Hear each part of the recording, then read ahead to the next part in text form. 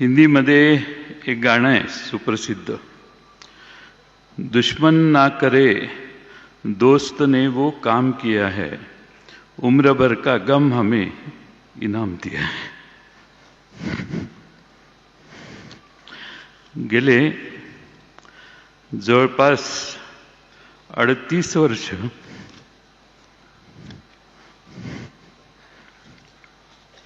आम्ही एकत्रित काम केलं.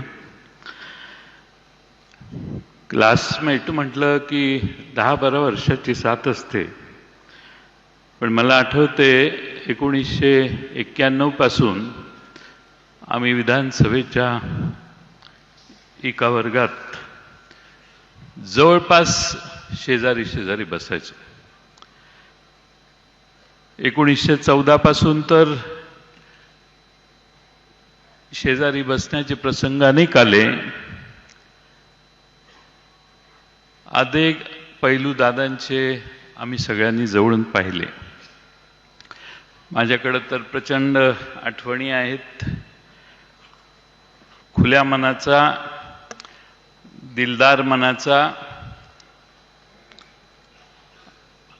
आणि विरोध करायचा असेल तर ठामपणाने करणारा नेता म्हणून आम्ही अजितदादांना अनुभवलं. राजकारणामध्ये गोड बोलावं लागतं, सर्वांना सांभाळून घ्यावं लागतं, असं मी त्यांना नेहमी सांगायचो. ते म्हणायचे गोड बोलायला मला जमत नाही, ते तुमचा मार्ग आहे, मी जे आहे तेच सांगणार. मी एखाद्या मीटिंगच्या आधी सांगितलं की हे आता अमक्या अमक्या जिल्ह्यातले अमक्या अमक्या तालुक्यातले येत आहेत, थोडं शांतीनं घेऊ आणि नंतर आपण हँडल करू. मला सांगायचं आत्ताच सांगणार मी. एवढा ठामपणा मी महाराष्ट्रातल्या देशातल्या कुठल्याही नेत्यामध्ये आजपर्यंत बघितला नाही. जे असेल ते समोर आणि रोखठोक. आणि म्हणून अजितदादांना दादांच्याबद्दल एक घोषणा असायची, मी मगाशी सांगितलं, एकच वादा अजितदादा. आणि ते खरंच होतं की महाराष्ट्रातल्या सगळीकडं आम्ही जिथं जिथं त्यांच्यावर गेलो, जनतेला ही खात्री असायची आणि म्हणून जनताच घोषणा द्यायची, एकच वादा अजितदादा. अनेक आठवणी त्यांच्या मी आपणाला सांगू शकेन, अनेक मान्यवर बोलणार आहेत, पण माझ्यासारख्या कार्यकर्त्याला वाटतं की अजितदादांचं एक स्वप्न होतं, महाराष्ट्र घडवण्याचं होतं, महाराष्ट्रातलं राजकारण घडवण्याचं होतं. आणि त्यासाठी हळूहळू पुन्हा मैदान तयार करावं, हळूहळू संघटना आणखीन जोरदारपणाने वाढवावी आणि एकसंघपणाने या मैदानात अधिक ताकदीनं काम करावं, हे दादांचं स्वप्न होतं. आणि हे स्वप्न पाहत असतानाच नियतीने मोठा घात केला. मी दादांना फार जवळून पाहिलं अलीकडच्या काळात. प्रचंड महत्वाकांक्षी आणि कुठल्याही आव्हानाला तोंड देण्याची मानसिकता असणारे दादा मी फार जवळून बघितले. आणि म्हणून आज मला म्हणावं लागतंय की प्रचंड मोठ्या महत्वाकांक्षेची राख रांगोळी त्या अपघाताने झाली. आज अजित पर्वाचा अस्त झाला असं म्हटलं तर वावगं ठरणार नाही. खरं म्हणजे वाऱ्यासारखा महाराष्ट्रभर फिरणारा दादा एका क्षणात शांत कसा झाला हे आजही महाराष्ट्राला कोडं आहे. अजितदादांना टापटीप आवडायची, पण व्यक्तिगत संबंध अजितदादा फार सुरेख सांभाळायचे. अनेक असे प्रसंग आहेत की ज्या प्रसंगातून मी पक्षाचा अध्यक्ष होतो, त्यावेळी असे अनेक प्रसंग आहेत की एखाद्या मतदारसंघातल्या एखादी गोष्ट करायची असेल तरी दादांचा फोन यायचा, आपल्याला हेच केलं पाहिजे, हे स्पष्ट मतभेद झाले तरी मला हेच वाटतं असं सांगून फोन ठेवायचे. त्यामुळे स्वतःचं मत मांडायला दादा कधी कसरले नाही. आम्ही एका पक्षात फार वर्ष काम केलं. काँग्रेस पक्षातून राष्ट्रवादी पक्षाची स्थापना झाली.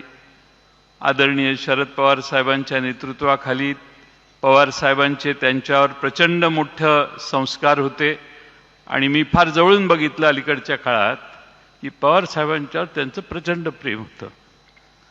आज खरं म्हणजे पवार साहेबांचा मी तर म्हणेन आजही पवार साहेबांचा हुकमी एक्का अजित पवारच होते. एवढा अजित पवारांच्यावर शरद पवारांचा त्यांच्या कर्तबगारीवर फार मोठा विश्वास होता. आज खरं म्हणजे आपण सगळे दादांना एकत्रित निरोप देण्यासाठी इथं आलोय किंवा श्रद्धांजली वाहण्यासाठी येतोय. मी नेहमी त्यांना म्हणायचो आबा गेल्यानंतर, दादा मी लहान आहे, आबा जाण्याच्या आधी आबा मोठे आहेत, तुम्ही मध्ये आहात, माझा नंबर फार मागचा आहे, मला बराच टाईम आहे कुठल्याही करिअरसाठीच्या.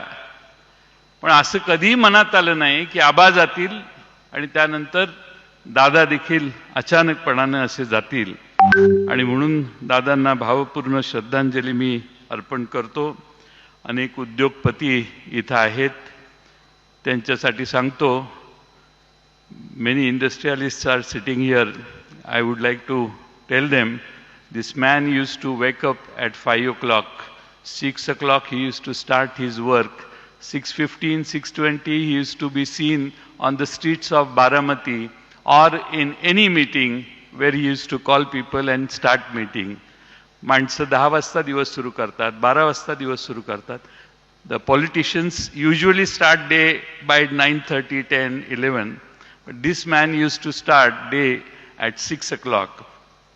एवढा कष्ट घेणारा, सकाळी 6 वाजल्यापासून संध्याकाळी 10-11 वाजेपर्यंत काम करणारा, ज्या माणसाला महाराष्ट्रात नाही देशात तोड नाही, असा हा नेता होता.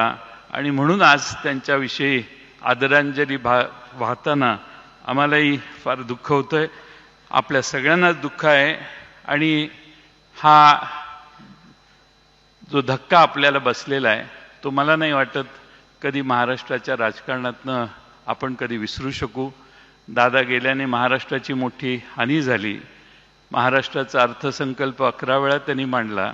मगाशीच आकडेवारी पाहिली. ही जी सगळी प्रगती महाराष्ट्राची झाली त्याचे एक साक्षीदार आणि प्रमुख भूमिका बजावणारे दादा होते.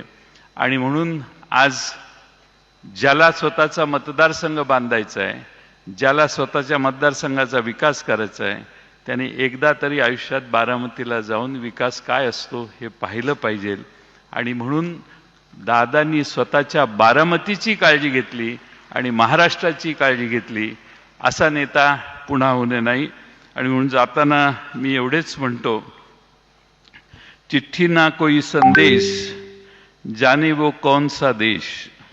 चिट्ठी ना कोई संदेश, जाने वो कौन सा देश, जहां तुम चले गए एक आह भरी होगी, एक आह भरी होगी, हमने ना सुनी होगी, जाते जाते तुमने आवाज तो दी होती. धन्यवाद. यावर तुम्हाला काय वाटते कमेंट बॉक्समध्ये लिहा. चॅनलला सबस्क्राईब केले नसेल तर नक्की सबस्क्राईब करा. जय महाराष्ट्र.